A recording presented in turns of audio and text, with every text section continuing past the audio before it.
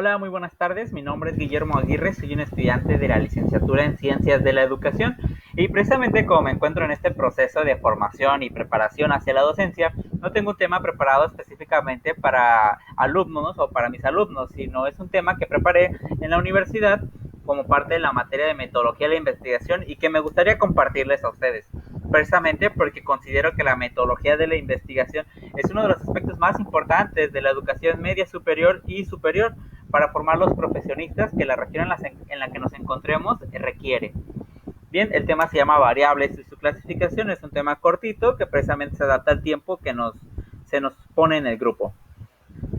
Vamos a definir primero las variables. Esas variables se encuentran más que nada en la hipótesis, es un elemento de la hipótesis y tienen la propiedad de cambiar sus valores, ¿de acuerdo? No son constantes.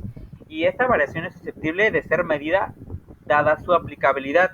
Quiere decir que se van a clasificar las variables. No hay un solo tipo de variables, sino que hablamos de una serie de variables. De acuerdo, vamos a hablar de las variables cuantitativas, que estas a su vez se dividen en dos, las variables continuas y las variables discretas. Las continuas se obtienen de un proceso de medición a través de un instrumento. Si hablamos de la talla o el peso o el rendimiento académico, para estos tres elementos existen un instrumento de evaluación. De acuerdo, hablamos de centímetros, hablamos de kilos, de libras o de un proceso de evaluación académico. Si hablamos de las variables discretas, estas se obtienen a través de un proceso de conteo. Quiere decir, por ejemplo, el número de alumnos en un salón de clases, el número de niños en una familia, por dar unos ejemplos. Las variables cualitativas se dividen también de esta manera, se dividen en dos, las nominales y las ordinales. Las nominales, por ejemplo, se expresan opiniones, preferencias o atributos de algo. Las ordinales expresan grado o jerarquía en orden entre ellas. Ejemplos de estas dos son el sexo, el lugar de nacimiento, el color de ojos, el aprendizaje o la formación de un valor también. Vamos a hablar de las variables dependientes e independientes. Se caracterizan por representar las condiciones causa y efecto, donde la variable dependiente es el efecto y la condición que el investigador puede manipular, pues la causa es donde reside el problema, quiere decir que es la variable independiente.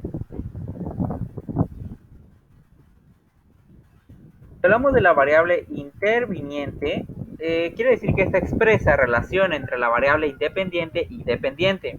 Son aquellas características o propiedades que de una manera u otra afectan el resultado que se espera y están vinculadas con las variables dependientes e independientes.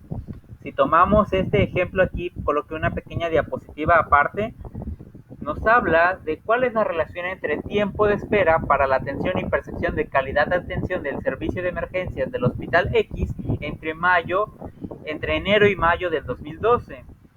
Aquí localizamos tres variables. La independiente es tiempo de espera para la atención, la dependiente es percepción de la calidad de atención y la interviniente es el orden de turno, ¿de acuerdo? ¿Cómo influye esta entre las otras dos? Finalmente vamos a hablar de la variable extraña, que no es más que un elemento que el investigador no controla directamente, pero puede influir en el resultado de su investigación. Finalmente, el ejemplo de una variable sencillo, ¿cómo influye la música clásica en la presión arterial de los pacientes? Es la hipótesis, ¿de acuerdo? La variable dependiente sería la presión arterial de los pacientes, puesto que el cambio es sufrido por la variable independiente, y la variable independiente sería la música clásica, que es la que manipula la variable dependiente. ¿De acuerdo? Espero que con esto haya quedado un poco más claro este tema. Si no lo conocían, pues ahora ya saben que existe este tema de las variables en cuestión de metodología de la investigación y espero haber aportado algo a la comunidad de este curso en línea de México X. ¿De acuerdo? Hasta luego.